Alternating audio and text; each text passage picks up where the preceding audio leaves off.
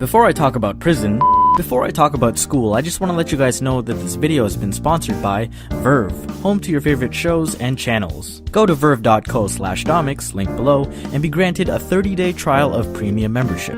Stick around until the end of the video for an exciting announcement. You're welcome.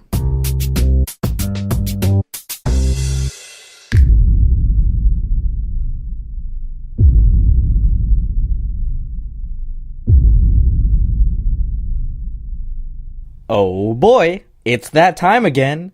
Back to school. I cannot contain my excitement for a new year of discoveries about the world and myself. Hey, didn't you graduate 6 years ago? Can a man not wish to be young again? Yes, I've been done with school for a while now, and while being an adult definitely has its perks, yes, may I have 4 dozen donuts, please? Having a party later, huh? No, I am not. I still remember and miss the simple and carefree days as a kid. Most of you watching will probably be starting a new school year soon, and some of you have graduated and are advancing on to the next tier of education. And I'm aware other students around the world start at different times in the year, so I apologize if this one's too late or too early for you. You might be groaning at the fact that you have to go back to doing homework, putting up with boring lectures, being forced to socialize with undesirable people, but you may also be looking forward to making new friends, seeing old ones, learning something new, all sorts of things. Try not to expect it as a repeat of the previous year. That's kinda lame. Make it one with new opportunities. Do things differently.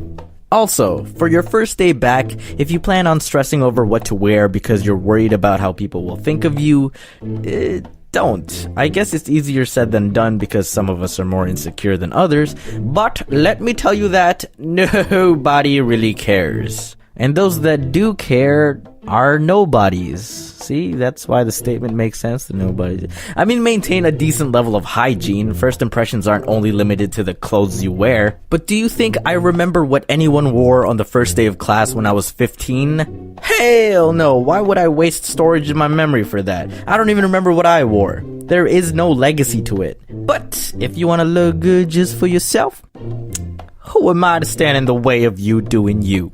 I tell this to people all the time, having gone through my years of education. School isn't for everyone. I realize that for a lot of people, they've simply been told that school is important and mandatory, and they continue living with that mindset without finding truth in it for themselves. How many of you guys, show of hands, actually wait, no, I can't see you, but how many of you are in college or university just because your parents told you it's the only way to get a job? And how many of you who chose not to go to post-secondary education get heavy judgment from peers when they find out you're not in school? And how many of those people choke because they have trouble eating their words when you prove yourself to them? School isn't for everyone. Yeah, elementary, junior, and high school definitely builds your foundation as an adolescent, but after that, I think you should be free to choose how you become an adult. I mean, most information learned at school is out there in libraries, and does anyone even go to libraries? Okay, the internet, readily accessible for anyone willing to teach themselves.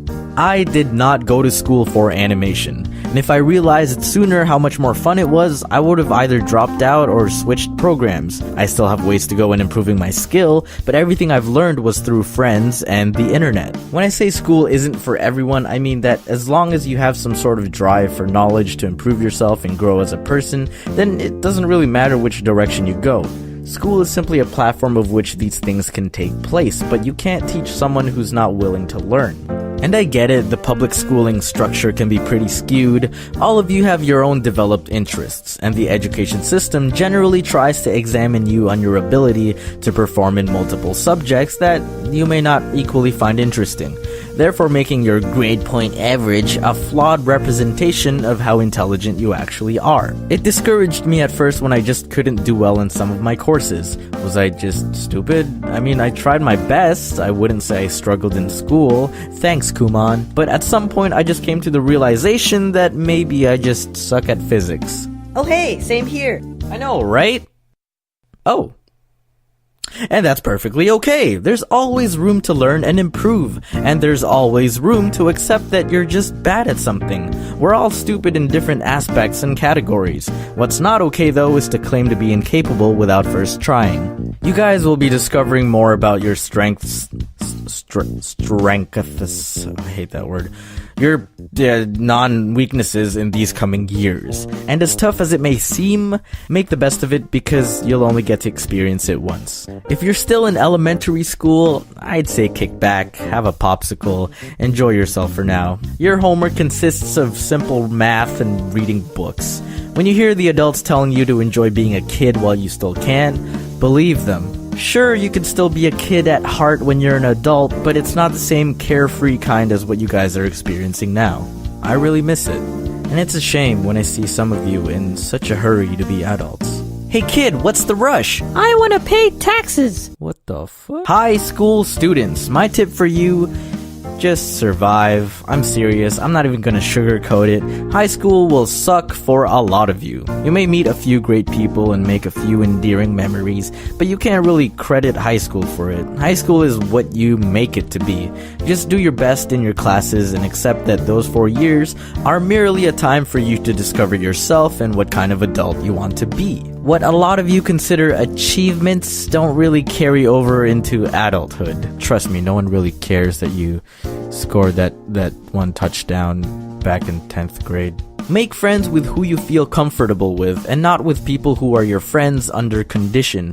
And by that, I mean you're only friends as long as you are providing them with a certain benefit of some sort.